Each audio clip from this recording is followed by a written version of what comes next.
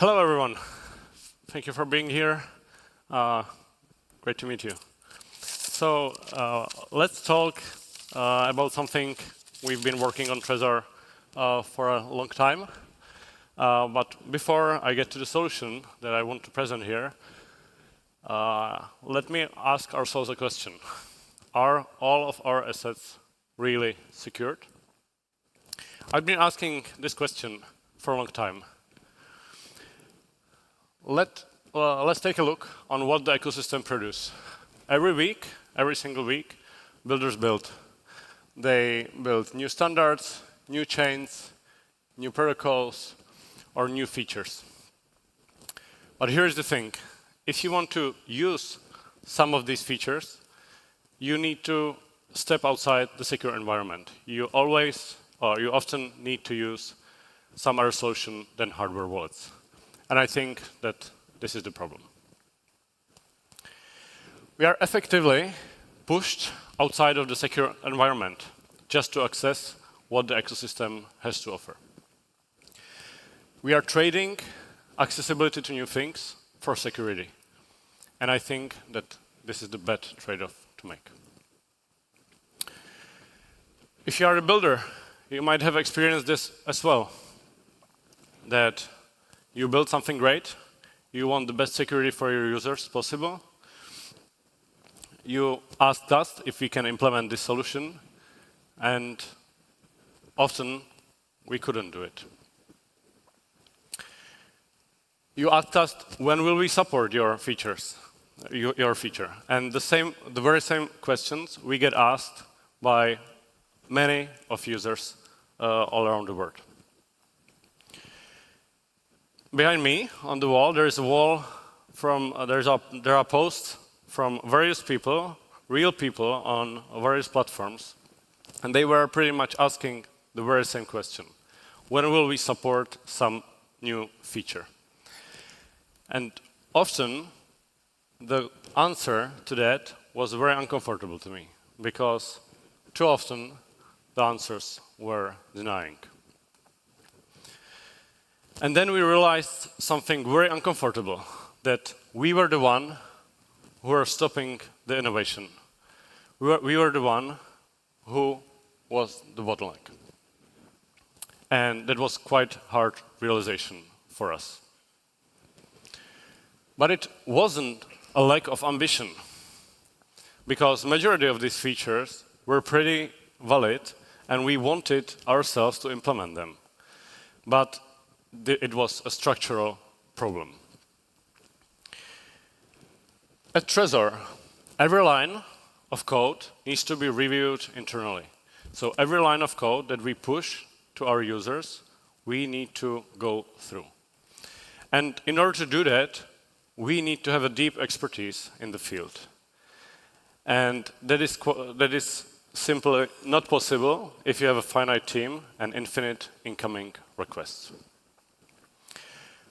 Every feature that we say yes to meant that we said no to something else. There were constant trade-offs. Every change in our monolithic architecture was a big change. Because adding one feature meant touching almost everything, and every change that we do in Trezor firmware needs to be a very delicate operation, so we don't break other parts of the firmware. Last, the hardware has its hard limits, and even if we were capable of implementing everything, the hardware is stopping us. The flash storage is finite, and we just simply couldn't fit everything there. We were trying to scale the innovation inside a monolithic architecture, and that simply doesn't work in current quick growing environment. But things used to be different back then. And to better prove my point, let me take you back in time, specifically to the year 2012. Back then, the whole crypto ecosystem was Bitcoin only. And back then, there was the time that our founders, called Slash and Stick, wanted to better secure their assets, their Bitcoin. And they came up with the standard BIP39, better known for a majority of you as a seed words. They proposed this standard. The community took it, refined it, and then together with the community, it was accepted, and now the seed words are used by millions of users all around the world. On top of the BIP39 standard, with the open source ethos in our heads, the very first hardware wallet was created, Trezor Model 1. This started the whole new industry of hardware wallets. And the important thing here is that we started with the open source ethos.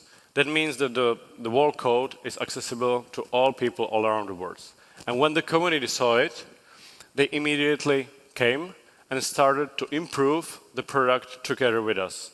They started to create new features, they started to find new bugs, and together with the community, the product grew.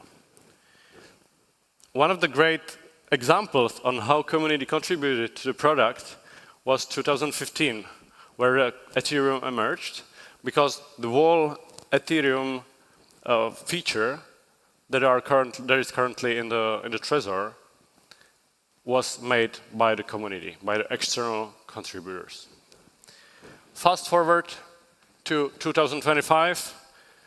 Last fall, we released our flagship product, Trezor Safe 7, with first open source secure element.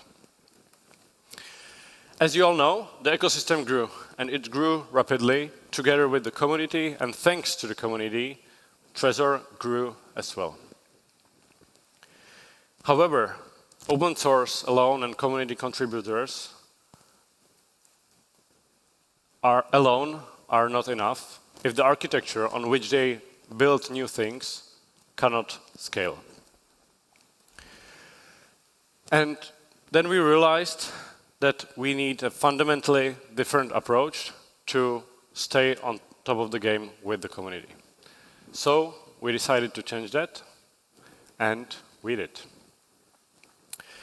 Trezor firmware goes modular. We've built an open architecture, an open platform on which anyone can build, ship, and maintain their own application. Let me now explain you how does it work.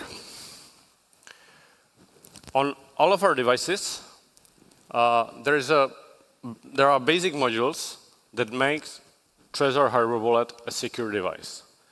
All the transport functionalities, or the security functionalities, cryptography things, and others. On top of that, there are built-in apps. The most used apps, like Bitcoin, Ethereum, and others, that are accessible for users anytime. Together, we call it core firmware. On top of that, on-demand apps will be running, and they will be dynamically loaded into the firmware if user needs them. Let me now tell you how does the building on Trezor looks like. First of all, you have the idea. You are the experts in your field. We will provide you with all the tools you need in order to start building. All the SDKs, APIs, docs, and tools. No hardware is required because we also have the emulator, so you can start building your application without hardware. Then the application will need to pass UX, code, and security review because we need to maintain some quality bar for our users. Then the Trezor will sign the application, and then it will be released to all users all around the world. The model is quite simple. You are the experts, we are not. We are just providing the platforms on which you can build.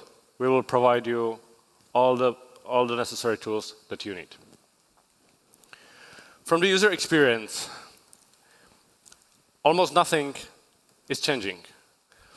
None of the complexity is visible for the user. There is no app catalog that the user needs to browse through. There are no manual updates, so people don't need to care about updating their application to be on top of the security. It just works. Under the hood, the apps are dynamically loaded when user needs them. So for the user, Trezor behaves exactly like before, except now it supports much more. Let me now recapitulate on what this actually changes. First of all, we are introducing the faster integration, or the features will ship to the users much faster, so your users can be secured since day one. Secondly, the solution basically removes all the hardware constraints, because as the apps are dynamically loaded into the device, there are almost no flash space constraints. Last but not least, it is higher security. That means that one bug in one application cannot affect any other application. The isolation here is structural, it's not just a policy. By firmware modularization, we are getting back to our roots, to the community-driven approach that has been and still is one of the most important things in our company. This effectively means that Trezor is not longer just a product. It's evolving to a platform. And what gets built on top of this platform, that's entirely up to you. Let's build the secure crypto infrastructure together. And if you already have some ideas what to build, how to contribute, reach me out after the talk. Thank you very much.